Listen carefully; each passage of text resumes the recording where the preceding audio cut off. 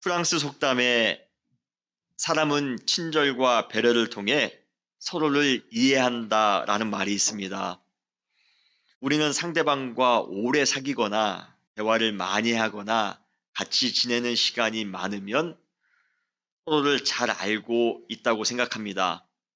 그러나 참 많은 시간을 함께 보낸 배우자나 자녀들, 그리고 오래 함께 많은 마음을 나누었던 친한 벗이나 성도들도 어느 순간에는 낯설게 느껴지는 때가 있습니다. 내가 저분을 잘 알았던가? 라고 생각하는 때가 있습니다. 그런 것을 보면 함께 서로 많은 시간을 보냈다든지 많은 말을 했다고 해서 상대방을 많이 아는 것이 아니라, 여러분, 상대방을 많이 알 수 있는 방법은 프랑스 속담처럼 서로 배려하며 서로 친절하게 살아갈 때에 비로소 상대방을 더 이해할 수 있고 더 잘 알 수 있게 됨을 여러분 믿으시길 바랍니다. 그래서 배려하는 사람들끼리는 더 깊이 공감하며 더 깊이 친밀해지는 것입니다. 그리고 더 깊이 공감하며 더 깊이 친밀하기에 또 더 깊이 배려할 수가 있는 것입니다. 과연 우리의 가정, 우리의 교회는 친절과 배려를 통해 서로를 이해하고 있습니까? 서로 배려함으로 이해하는, 서로 배려함으로 더 많이 알아가며 더 배려할 수 있는 여러분 되시기를 주님의 이름으로 축원합니다. 2014년도 한국에서 앞으로 자라나는 청소년들에게 가장 필요한 덕목이 무엇인가 라는 설문조사를 했다고 합니다. 55.4%, 55.4%면 가반수 이상이죠. 참 압도적인 비율입니다. 바로 배려하는 성품을 꼽았다고 합니다. 우리나라의 밝은 미래를 위해, 그리고 자라나는 우리 청소년들이 앞으로 행복한 삶을 살기 위해 그들에게 무엇이 필요한지 우리는 정확하게 알고 있었습니다. 뭡니까? 배려하는 것이었습니다. 공부를 잘하는 것이 아니라, 1등하는 것이 아니라, 좋은 직장에 들어가는 것이 아니라, 배려하며 살 때 그때 행복하며 그때 우리 민족이 미래가 밝을 것이라는 것을 우리는 이미 다 알고 있었습니다. 그런데 현실은 어떻습니까? 성적 우선주의, 입시 위주의 분위기에 밀려 서로 배려하는 교육을 전혀 받지 못하는 우리의 자녀들이 얼마나 안타까운지 모릅니다. 요즘 학교에서 예절이나 예의를 전혀 가르치지 않습니다. 봉사활동을 가는 것도 성적에 도움이 될 때만 갑니다. 순수한 마음으로 봉사활동을 가는 경우는 극히 드뭅니다. 항상 탑이 되어야만 됩니다. 항상 더 좋은 학교에만 가야 됩니다. 라는 그러한 과도한 경쟁 속에서 나의 것을 손해봐가며 배려하고 헌신하는 것, 그러한 정신은 항상 뒷전으로 밀리기 쉽습니다. 우리나라의 55.4%는 우리 청소년들이 배려하는 마음을 가지고 자라기를 바라지만, 정작 우리는 또한 그들에게 어떠한 경쟁에서도 악착같이 물고 뜯어 승리하도록만 가르칩니다. 그래서 많은 사람들은 그 치열한 경쟁에서 낙오되어 패배자처럼 엄청난 피해의식 속에 칼을 갈며 살아갑니다. 운 좋게 그 경쟁에서 겨우 살아남은 몇 명은 의세 등등하게 자신이 짓밟았던 희생자를 향해 또 한 번 갑질을 해댑니다. 그러니 언제 배려할 수 있겠습니까?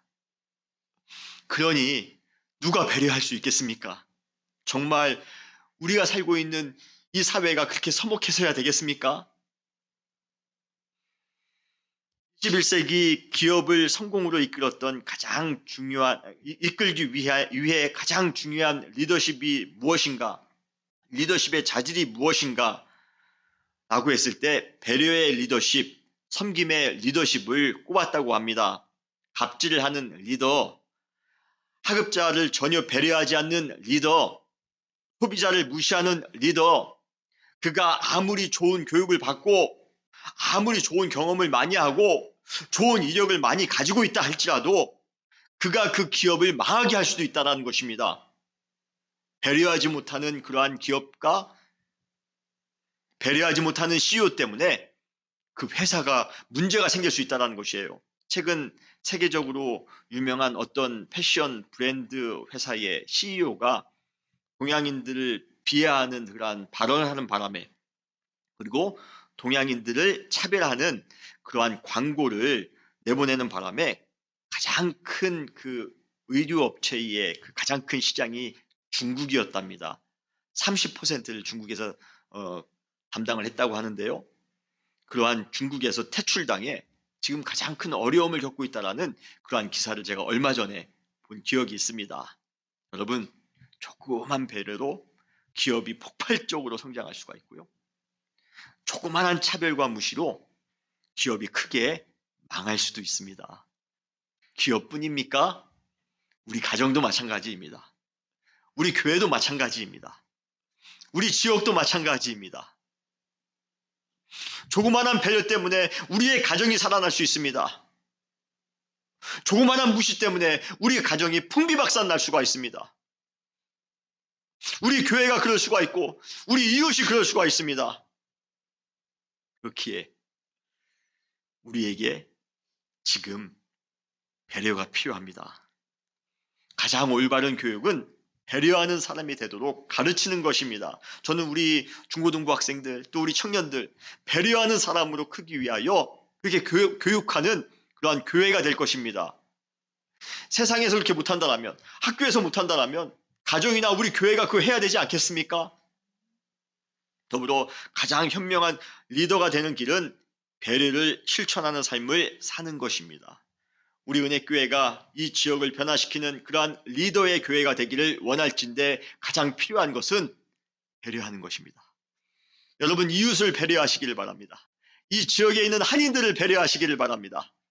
우리가 배려할 때 그 배려를 통하여 이 지역이 변화될 줄 믿습니다. 그렇다면 배려하는 사람이 되기 위하여 우리가 알아야 될 몇 가지 원칙이 있습니다. 오늘 여러분들에게 이 원칙을 한번 말씀을 드리려 합니다. 배려하는 사람이 되기 위하여 우리에게 필요한 세 가지 원칙.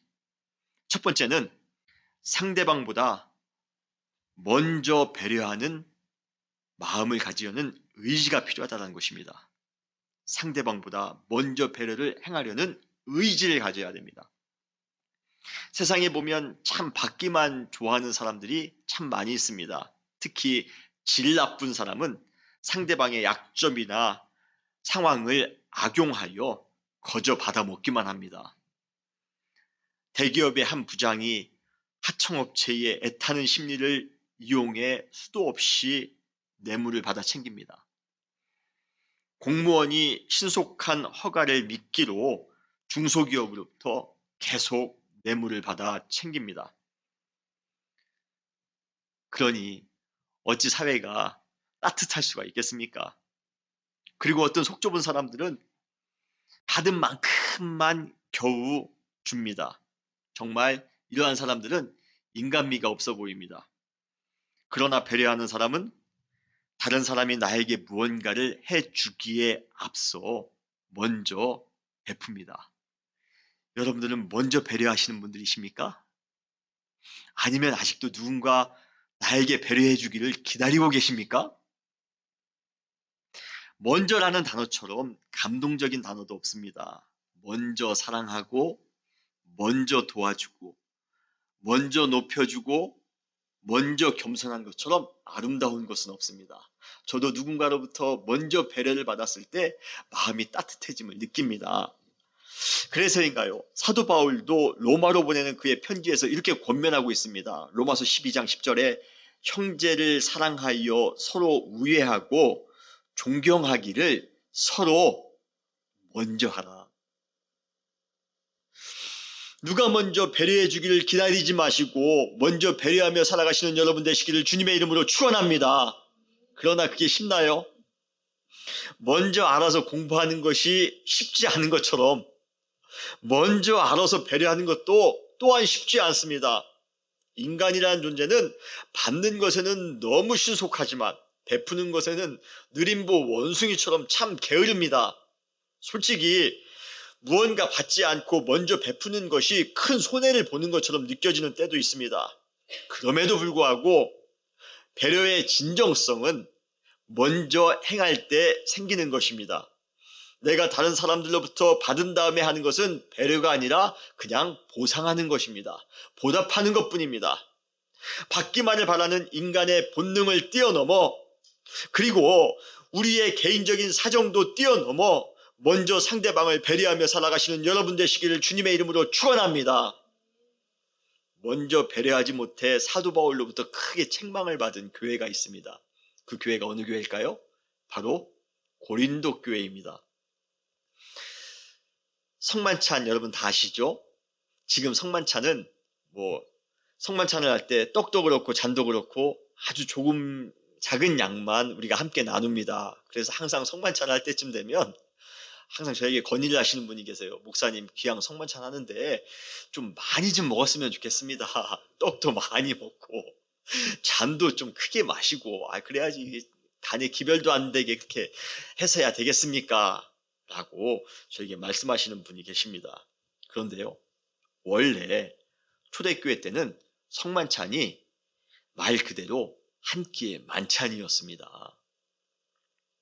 예배 때마다 모든 성도들이 함께 모여 예수님께서 제자들과 마지막으로 하셨던 만찬과 똑같은 식사를 함께 나누었습니다. 그런데 바로 거기에부터 고린도 교회에 문제가 생기기 시작합니다. 부자들이나 자영업자들 그리고 지위가 높은 성도들은 일찍 와서 성만찬을 온전히 먹을 수 있었습니다. 온전히 먹을 뿐만 아니라 다른 사람들까지 다 먹었던 것입니다. 그렇지만 상대적으로 자기 시간 내기가 어려웠던 노동자들 그리고 노예계층의 성도들은 일찍 온 사람들이 만찬을 먼저 다 먹었기 때문에 남은 것이 부족하여 먹을 것이 없게 됐다는 것이에요. 바울이 생각할 때 일찍 올 수 있는 사람들이 조금이라도 먼저 배려하여 늦게 올 수밖에 없는 사람들을 위해서 만찬을 좀 배려했더라면 좋았을 뻔했는데 배려심 없이 모든 만찬을 다 먹었기 때문에 문제가 생겼다는 것입니다. 그것이 참 사도 바울의 입장에서는 야속했던 것이에요. 그래서 그가 고린도 교회를 향하여 이렇게 책망합니다. 고린도전서 11장 20절로 22절에 그런즉 너희가 함께 모여서 주의 만찬을 먹을 수 없으니 함께 모여서 주의 만찬을 먹을 수 없답니다. 그 이유가 이는 먹을 때에 각각 자기의 만찬을 먼저 갖다 먹으므로 어떤 사람은 시장하고 어떤 사람은 취함이라. 너희가 먹고 마실 집이 없느냐? 너희가 하나님의 교회를 업신여기고 빈궁한 자들을 부끄럽게 하느냐? 내가 너희에게 무슨 말을 하랴? 너희를 칭찬하랴? 이것으로 칭찬하지 않노라. 왜 배려하지 않느냐는 것입니다. 왜 배려하지 않기 때문에 주님의 만찬을 참여하는데 그것을 만찬을 나누지 못하는 사람이 생길 수가 있느냐는 것입니다. 특별히 주의 만찬에 참여해야 될 사람들은 재정적으로 어려운 사람들이었습니다. 노예들이었습니다. 어쩌면 그들은 주의 만찬에서 한 끼라도 교회에서 해결을 해야지만이 한 끼를 먹을 수 있는 사람이었을 수도 있습니다. 오히려 먼저 올 수 있는 사람들은요, 집에서도 충분히 먹을 수 있는 사람들이었습니다. 그런데 왜 배려하지 못하고 그 만찬을 다 먹어서 먹지 못한 사람들의 마음을 아프게 하느냐는 것입니다. 그래서 그러면 공평하게 하자 라는 의미에서 점점 잔도 조그매지고 점점 떡도 조그매져서 지금같이 된 겁니다. 지금은 만찬이 그냥 상징만 남았습니다. 다시 크게 할 테니까 여러분들 그냥 배려하시기를 바랍니다. 배려해야지만이 우리가 다 같이 함께 나눌 수 있는 거 아니겠습니까? 조금만 먼저 배려했다라면 고린도 교회 전체가 행복했을 텐데요. 큰 감동이 있었을 텐데요. 나를 위해서 저렇게 귀한 만찬을 남겨놓았구나. 얼마나 마음이 좋았을까요? 그런데 그렇지 않았기에 빈궁한 사람들이 부끄러움을 느꼈다는 것입니다. 먼저 배려하는 것을 실패할 때 그래서 책망받는 공동체가 됩니다. 고린도 교회가 단순히 먼저 배려하지 못한 교회로 끝난 것이 아니라 다른 여러 도덕적인 문제들을 일으키는 불명예 교회가 됩니다. 고린도 전서에 보면 여러 비도덕적인 문제들이 지금 나오고 있습니다. 그리고 결국에는 여러 분파로 분열하는 아픔을 고린도 교회가 겪지 않습니까? 나는 누구파, 나는 누구파. 작은 것에서부터 시작합니다. 배려하지 못한 것? 배려하지 못했기에 교회 전체가 분열의 아픔을 경험했다는 것입니다. 여러분, 먼저 배려하지 못할 때 아픔이 찾아올 수 있습니다. 그러나 먼저 배려하면 감동이 찾아옵니다. 반면에 마가복음 12장에 보면 가난한 과부가 헌금함에 동전 2닙을 넘는 그런 장면이 나옵니다. 우리 지난주에 함께 잠깐 나누었죠? 빳빳한 지폐를 넣는 사람들에 비해 동전 2닙은 상대할 수도 없을 만큼의 푼돈이었습니다. 그럼에도 불구하고 그 돈은 과부에게 있어서 전 재산이나 다름이 없었습니다. 그 당시 그 헌금함의 용도가 제가 뭐라고 지난주에 말씀드렸죠? 구제헌금이라고 제가 말씀을 드렸습니다. 어려운 사람을 돕는 헌금이었습니다. 사실 이 가난한 과부는 굳이 자신의 전 재산을 헌금할 필요가 없습니다. 오히려 헌금함에서 나오는 돈으로 도움을 받아야 될 사람이 이 과부였습니다. 그러나 그녀는 비록 가난하지만 진정한 배려가 무엇인지를 정확하게 알고 있었던 사람이었습니다. 뭡니까? 내가 먼저 도움을 받기 전에 나보다 어려운 누군가를 위하여 먼저 배려해야지. 배려를 먼저 실천했다는 것이에요. 그래서 지금까지도 우리는 그녀의 배려를 읽을 때마다 큰 감동을 느끼는 것입니다. 가끔 남을 먼저 배려할 여건이 지금 당장이 아니라고 말씀하시는 분들을 만나곤 합니다. 제가 예언 하나 할까요? 분명한 것은 그러한 사람들에게는 다른 사람을 배려할 여건이 앞으로도 평생 찾아오지 않을 것이라는 겁니다. 지금 배려하지 않는 사람은 절대로 내일도 배려할 수 없습니다. 여건이 되어 배려하는 것이 아니라 배려를 해야만 되기 때문에 배려를 해야 되는 것입니다. 이것이 바로 올바른 인생입니다. 이 과부는 지금 누구를 배려할 수 있는 여건이 아닙니다. 여건으로 따지자라면 지금 이 과부는 동전 2입을 들켜 잡고 있어야 될 사람입니다. 그러나 그녀는 그러한 여건 따지지 않았습니다. 먼저 배려했다는 것이에요. 이처럼 배려는 자신의 여건을 뛰어넘어 먼저 실천해야 됩니다. 여러분, 지금 당장 배려를 실천하시는 여러분 되시기를 주님의 이름으로 축원합니다. 지금 바로 이 시간이 배려할 수 있는 최선의 시간입니다. 누군가 먼저 배려해 줄 것이라 기다리지 마시고 먼저 찾아가 먼저 배려하시길 바랍니다. 이러한 먼저의 배려를 실천하기 위하여 중요한 전제가 있습니다. 그것은 바로 영혼을 사랑하는 마음을 가지고 있어야 됩니다. 일반적으로 더 많이 사랑하는 사람이 더 빨리 사랑을 행동으로 옮깁니다. 그래서 영혼을 사랑하는 사람이 자기의 필요만을 채우기 위해 혈안이 되어져 있는 이기적인 사람보다 훨씬 더 빨리 사람들의 필요에 반응하는 것입니다. 그래서 먼저 배려하기 위해서는 상대방을 더 많이 사랑하셔야 됩니다. 여러분, 아이와의 다른 사람이 우리를 먼저 사랑해 줄 것이라 기다리지 마시고 우리가 먼저 사랑을 선포하시기를 바랍니다. 그리고 먼저 사랑하게 되면요, 먼저 행동을 취할 수밖에 없습니다. 먼저 행동을 취하여 배려하시는 삶을 살아가시는 여러분 되시기를 주님의 이름으로 축원합니다. 예수님 역시 산상수훈에서 이러한 원칙을 강조하셨습니다. 오늘 본문입니다. 마태복음 7장 12절. 그러므로 무엇이든지 남에게 대접을 받고자 하는 대로 너희도 남을 대접하라. 먼저 대접하라는 것입니다. 다른 사람들로부터 배려받기를 원한다면 먼저 다른 사람에게 배려하시기 바랍니다. 인간관계에 있어서 이것처럼 정확하고 정직한 법칙은 없습니다. 먼저 배려한 것에 대한 보상은 어떠한 방식으로든지 간에 우리의 삶 가운데 긍정적으로 영향을 줄 것입니다. 그래서 오늘 이 시간 당장 배려를 실천하며 살아가시는, 먼저 배려하며 살아가시는 여러분 되시기를 주님의 이름으로 축원합니다. 두 번째, 우리가 배려하기 위한 두 번째 원칙은 상대방의 관점에서 그들을 바라보는 것입니다. 역지사지, 여러분 다 아는 그러한 성어죠. 다른 사람의 입장에서 다른 사람을 바라보는 것입니다. 사스퍼거라는 그러한 신종 언어가 있습니다. 여러분 들어보셨는지 모르겠는데요. 사스퍼거라는 그러한 단어는 사회적이라는 단어와 발달 장애의 일종인 아스퍼거라는 그러한 단어를 조합해서 만든 단어입니다. 사스퍼거입니다. 여러분 아스퍼거 증후군이 뭔지 아십니까?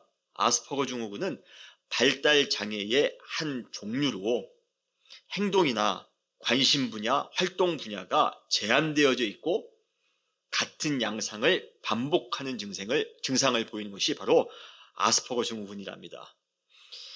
다시 말해 이 장애를 가진 사람은 자신의 관심을 가진 그 분야에 대해서만 집착적인 흥미를 보인답니다.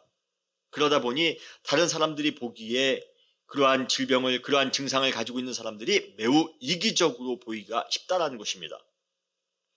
바로 사스퍼거는 아스퍼거 증후군을 가지고 있는 사람처럼 사회적으로 다른 사람을 전혀 배려하지 못하고 오직 자신의 생각에만 갇혀 사는 사람을 의미한답니다. 그들은 지독하리만큼 이기적이랍니다. 문제는 이러한 사스퍼거 증상을 가지고 있는 현대인들이 우리 주위에 너무나 많이 등장하고 있다는 것이에요. 그들은 자신의 이익을 위해서라면 무자비하리만큼 자기중심적입니다. 아주 이기적으로 행동합니다. 다른 사람들의 관점을 배려할 여력이 전혀 없습니다. 여러분 혹시 우리 주위에도, 아니 여러분도 사스퍼거 환자는 아니신지요? 나만을 생각하는, 모든 것이 나 중심으로만 생각하는 그러한 삶을 살고 있지는 않은지요? 관점은 무엇을 바라보는 방식이나 방향을 말합니다. 똑같은 사물이나 사건이라 할지라도 관점에 따라 정반대의 해석이 나올 수가 있습니다. 우리 모두는 서로 다른 환경에서 서로 다른 것들을 경험하며 살아왔습니다. 이것은 우리의 관점이 절대적으로 같을 수 없다라는 것을 의미합니다. 여러분, 이것을 아는 것이 배려의 출발입니다. 나만의 관점을 사스퍼거 환자들처럼 고집하기만 한다면 충돌이 생길 수밖에 없습니다. 배려는 상대방의 관점을 가지고 바라보는 것입니다. 여러분, 나의 관점이 아니라 상대방의 관점으로 바라보며 살아가시는 여러분 되시기를 주님의 이름으로 축원합니다. 그래서 배려하는 사람들이 잘하는 것이 있습니다. 뭐냐면요, 관찰입니다. 관찰입니다. 그들은 상대방의 필요가 무엇인지를 잘 관찰합니다. 그들이 지금 필요한 것이 무엇인지, 그들이 지금 부족한 것이 무엇인지, 그들이 지금 어떠한 어려움을 당하고 있는지, 그들을 어떻게 도와야지만이 그들이 회복할 수 있는지 그들을 잘 관찰합니다. 그리고 그들은 사각지대에 놓인 사람들의 아픔과 요구를 또한 잘 관찰한다고 합니다. 그들이 어떠한 잘못된 시스템 가운데에서 어려움을 당하고 있는지 잘 관찰한다고 해요. 그들이 사각지대에 놓였다라면 그 사각지대를 잘 관찰한다는 것입니다. 어떤 장애인 담당 공무원이 하는 말씀을 제가 들었습니다. 자기가 공무원이 되기 전 본인은 정상인이었기 때문에 생활 가운데 전혀 불편한 것이 하나도 보이지 않았답니다. 그런데 장애인 담당 공무원이 되어 여러 장애인들을 만나면서 그들의 시각으로 생활을 하다 보니 불편한 것이 너무 많이 보이더랍니다. 버스를 타는 것 하나, 지하철을 타는 것 하나가 다 불편하더랍니다. 여러분, 상대방의 시각을 가지고 세상을 보면요, 그동안 보이지 않았던 것이 보이기 시작합니다. 이처럼 배려하는 사람은 상대방을 잘 관찰합니다. 상대방의 시각으로, 상대방의 그러한 관점으로 상대방을 바라봅니다. 성경에 그러한 사람이 나옵니다. 바로 베드로와 요한입니다. 베드로와 요한이 이러한 배려의 관찰을 하여튼 잘했던 사람이었습니다. 사도행전 3장에는 성전 미문에 앉아 구걸하고 있는 안질뱅이 거지 한 명이 등장합니다. 그때 베드로와 요한이 그 거지를 처음 만났을 때의 장면을 성경은 이렇게 묘사하고 있습니다. 사도행전 3장 4절인데요. 베드로가 요한과 더불어 주목하여 이르되 우리를 보라 하니. 저는 이 구절에서 주목하다라는 단어가 참 제 마음 가운데 크게 와닿았습니다. 여기에 사용된 주목하다라는 표현은 바로 이 안진뱅이 거지가 무엇을 필요로 하는지를 그의 입장에서 자세히 알고자 관찰하는 것이 바로 이 주목하다라는 것입니다. 지금 베드로와 요한은 배려의 마음을 가지고 거지의 입장에서 그를 지금 관찰하고 있는 중이었습니다. 그가 무엇이 필요한지, 그에게 내가 무엇을 줘야지만이, 내가 그에게 무엇을 배려해야지만이 그가 새롭게 회복할 수 있을지, 그의 입장에서 그를 관찰했던 것이에요. 그리고는 이렇게 선포합니다. 사도행전 3장 6절에 베드로가 이르되 은과 금은 내게 없거니와 내게 있는 이것을 내게 주노니 나사렛 예수 그리스도의 이름으로 일어나 걸으라. 여러분, 이 세상에 배려할 것이 별로 없어 보입니까? 예. 나의 관점만 가지고 살아가는 사람들은요, 배려할 게 하나도 없습니다. 오히려 내가 더 가져야 될 것, 투성이입니다. 어쩌면 내가 더 갖지 못해서 생기는 불평투성이가 바로 우리 마음 가운데 있을 수 있습니다. 그러나 여러분, 다시 한번 상대방의 입장에서 이 세상을 한번 바라보시기를 바랍니다. 관찰해 보시기를 바랍니다. 우리의 주위를 배려가 필요한 사람의 시각으로 잘 관찰해 보시기 바랍니다. 그러면 배려해야 될 일들이 여러분 눈에 들어오기 시작할 것입니다. 상대방의 입장에서 그에 대해 깨닫게 되는 순간 우리는 맞춤형 배려를 할 수가 있습니다. 위로가 필요한 사람에게는 위로의 배려를, 용기가 필요한 사람에게는 용기의 배려를, 이해가 필요한 사람에게는 이해의 배려를, 권면이 필요한 사람에게는 권면의 배려를, 사랑이 필요한 사람에게는 사랑의 배려를 우리가 할 수 있는 것입니다. 저는 가끔 사울 왕이 다윗의 관점으로 그를 이해했더라면 그렇게까지 매몰차게 다윗을 추적하며 다윗을 미워했을까 생각해 보았습니다.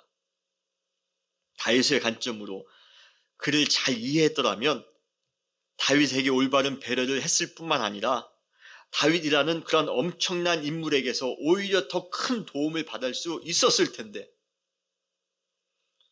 사울은 그렇지 못했습니다. 자기의 관점으로 모든 것을 판단을 했기 때문에 사스퍼거 환자처럼 다윗을 위해 배려할 여유가 조금도 없었습니다. 안타깝게도 우리는 사울 왕의 삶을 통해 배려하지 않는 사람의 결국이 어떠한지를, 어떠한 불행을 그가 자초하게 되는지를 우리는 알 수가 있게 됩니다. 역지사지. 상대방의 관점으로 여러분 바라보시기를 바랍니다. 그러면 상대방을 충분히 이해할 수 있을 뿐만 아니라 그가 무엇을 필요로 하는지 우리는 알 수 있게 될 것입니다.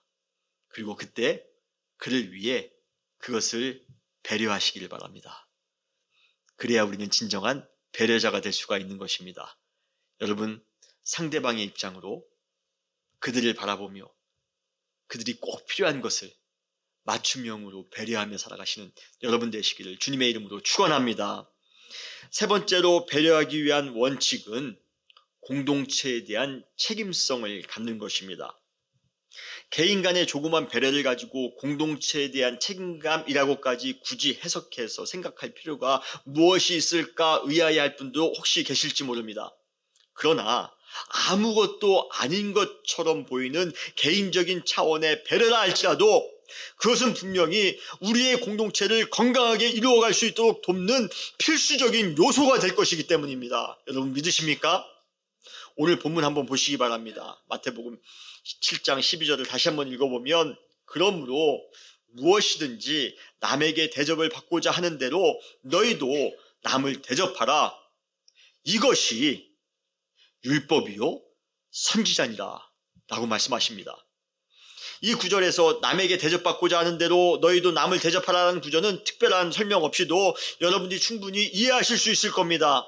문제는 그 다음입니다. 남을 대접하는 것, 남을 배려하며 사는 것, 이것이 어떻게 율법이요 선지자가 될 수 있느냐는 것입니다. 율법은 무엇입니까? 그 당시 이스라엘 공동체의 국가 질서를 유지하기 위한 최고의 법입니다. 선지자는 무엇입니까? 공동체를 영적으로 깨우치기 위해, 영적으로 회복시키기 위해 최대한으로 노력했던 사람들이 바로 이 선지자들입니다. 다시 말해 율법과 선지자는 이스라엘 전 공동체를 유지하고 회복하기 위해 가장 중요한 것들입니다. 그런데 공동체의 질서를 유지하기 위한 율법이나 공동체의 회복을 위한 선지자의 메시지에서 가장 강조하고 있는 것이 바로 남을 대접하라는 것입니다. 다른 사람을 배려하라는 것입니다. 다시 말해 여러분, 국가를 유지하기 위한 최고의 덕목은 군사력이 아닙니다. 경제력, 축적된 지식, 정보력이 아닙니다. 남을 배려하며 사는 것, 남을 대접하며 사는 것입니다. 그러므로 우리가 일상에서 행하는 조그마한 배려들이 우리의 공동체를 아름답고 건강하게 만드는 결정적인 힘이 될 수 있다는 것입니다. 여러분이 하는 배려, 여러분이 일상 가운데 행하는 그러한 조그마한 배려들, 그 배려들이 국가를 든든하게 세워갈 수 있는, 우리가 속한 공동체를 든든하고 건강하게 만들 수 있는 최고의 요소라는 것, 여러분 꼭 믿으시길 바랍니다. 그러한 책임감을 가지고 여러분 배려를 행하시길 바랍니다. 배려가 무너진 공동체는 망할 수 있습니다. 요즘 청년 모임에서 함께 아모스를 나누고 있습니다. 아모스를 나누면서 얼마나 큰 도전을 받는지 모릅니다. 그런데 이 아모스가 북이스라엘을 향하여 멸망을 선포했던 사람입니다. 당신들 북이스라엘, 당신들 멸망할 것이야, 앞으로 몇 년 후에. 이게 아모스서의 핵심입니다. 하나님의 선택받은 백성이라 할지라도, 교회 열심히 나오는 사람이라 할지라도, 주여 주여 열심히 외치는 사람이라 할지라도 심판을 받아 멸망하게 될 것이라는 것이 아모스의 내용입니다. 그런데 이스라엘이 그러한 심판을 받게 된 이유가 무엇입니까? 아모스는 그 이유를 이렇게 말하고 있습니다. 아모스 5장 7절 그리고 12절에 이렇게 말씀하고 있습니다. 정의를 쓴 쑥으로 바꾸며 공의를 땅바닥에 던지는 자들아, 너희의 허물이 많고 죄악이 무거움을 내가 아노라. 너희는 의인을 학대하며 뇌물을 받고 성문에서 가난한 자를 억울하게 하는 자로다. 한마디로 이스라엘이 멸망하게 되는 이유는 그곳에 공의와 정의가 완전히 무너졌기 때문입니다. 그러나 큰 틀에서 볼 때 공의와 정의가 무너진 것이고요, 그 내부를 더 자세히 들여다보면 그 민족 안에 서로가 서로에게 배려하는 마음이 전혀 없기 때문이라는 것입니다. 가난한 의인을 배려하지 않습니다. 억울한 사람을 배려하지 않습니다. 고아나 과부를 전혀 배려하지 않습니다. 정직한 사람들을 배려하지 않습니다. 지혜자를 배려하지 않습니다. 어려움 당하고 있는 사람들을 배려하지 않습니다. 배려하지 않는 것은 정의를 행하지 않는 것이고, 정의를 행하지 않는 것은 곧 그 공동체가 멸망하게 되는 이유라는 것입니다.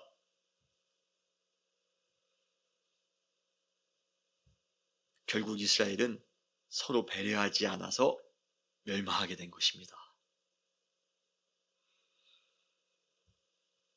우리 공동체가 서로 배려하지 않을 때 큰 어려움을 당할 수가 있습니다. 우리 가정이 서로 배려하지 않을 때 가정이 무너질 수 있습니다. 교회가 서로 배려하지 않을 때 교회가 무너질 수 있습니다. 이 아이와 한인 공동체가 서로 배려하지 않을 때 이 공동체가 무너질 수 있습니다. 여러분, 배려를 하느냐 안 하느냐, 여러분 그것은 우리의 큰 책임입니다. 공동체가 바르게 세워지느냐, 공동체가 가장 건강하게 세워지느냐, 그것이 바로 우리가 어떠한 배려를 행하며 살아가느냐, 거기에 달려있다는 것입니다. 여러분, 우리가 조그마한 배려를 행하는 것 결코 작은 것이 아닙니다. 가정을 살릴 수 있고, 우리 교회를 살릴 수 있고, 우리의 직장과 이 지역을 살릴 수 있는, 심지어 이 민족과 우리의 시대를 살릴 수 있는 큰 힘이 됨을 여러분 믿으시기를 바랍니다. 우리가 항상 사람들을 만나 인사할 때마다 어떻게 인사합니까? 안녕하세요 인사합니다. 이스라엘 사람들도 만날 때마다 서로 어떻게 인사합니까? 샬롬 이렇게 인사합니다. 안녕이나 샬롬이라는 인사는 상대방이 평안하십니까? 라고 묻는 안부이면서 동시에 상대방의 필요가 무엇인지를 묻는 배려이기도 합니다. 우리가 안녕하세요 라고 인사할 때에 이 인사는 만약 당신이 안녕하지 못하면 당신의 안녕을 위해 내가 책임지겠습니다 라는 그러한 의미가 포함되어져 있습니다. 이스라엘 사람들도 마찬가지입니다. 샬롬이라고 인사할 때 그냥 당신 그냥 샬롬 하십니까? 평안하십니까? 이것이 아니라 만약에 혹시 당신이 샬롬 하지 못하다면 내가 당신의 샬롬을 책임지고 배려하겠습니다 라는 의미가 포함되어져 있는 것입니다. 이스라엘 사람들은 심지어 나치의 그 수용소로 끌려갈 때에 그곳에서도 엄청난 고통과 엄청난 아픔이 있었는데도 불구하고 그 순간을 보낼 때조차도 그들은 서로에게 샬롬의 배려를 했습니다. 샬롬 하십니까? 여러분, 나치 수용소에서 샬롬이라고 인사할 때 그분이 정말 샬롬이라고 샬롬 하겠습니까? 언제 죽을지 모르고 내가 언제 고통당할지 모르는 이 엄청난 고통 속에서 샬롬이라고 물을 때 상대방은 전혀 샬롬하지 않아요. 그럼에도 불구하고 이스라엘 사람들은 그 수용소에서 샬롬을 물었습니다. 뭡니까? 당신이 지금 샬롬하지 않다면 내가 책임지고 당신을 배려하겠습니다. 당신의 샬롬을 책임지고 제가 배려하겠습니다. 우리 민족에게도 이러한 인사가 있는 것이에요. 우리가 아침에 일어나서 안녕하세요. 뭡니까? 내가 오늘 당신의 안녕을 위해서 책임지겠습니다. 배려하겠습니다. 여러분, 이것이 바로 책임 있는 배려입니다. 우리 민족도 그렇고 이스라엘도 그렇고 우리는 인사부터 배려가 묻어 있습니다. 공동체가 서로 잘 되기 위한 인사를 하며 항상 책임을 마음 가운데 다짐했습니다. 내가 우리 공동체를 위해서, 내가 우리 공동체의 안녕을 위하여, 내가 우리 공동체의 샬롬을 위하여 내가 더 배려하며 살아야지.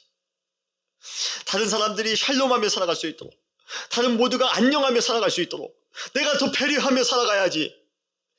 여러분, 이러한 책임감을 가지고 배려하며 살아가시는 여러분 되시기를 주님의 이름으로 축원합니다. 그때 우리의 배려가 아마 큰 힘이 되어 우리의 지역을 살릴 수 있는, 우리 교회를 살릴 수 있는, 우리의 가정을 살릴 수 있는 그러한 능력이 될 수 있음을 여러분 믿습니다. 여러분 배려하며 살아가시는 은혜교회 사랑하는 성도님들 되시기를 주님의 이름으로 축원합니다. 다시 기도하시겠습니다.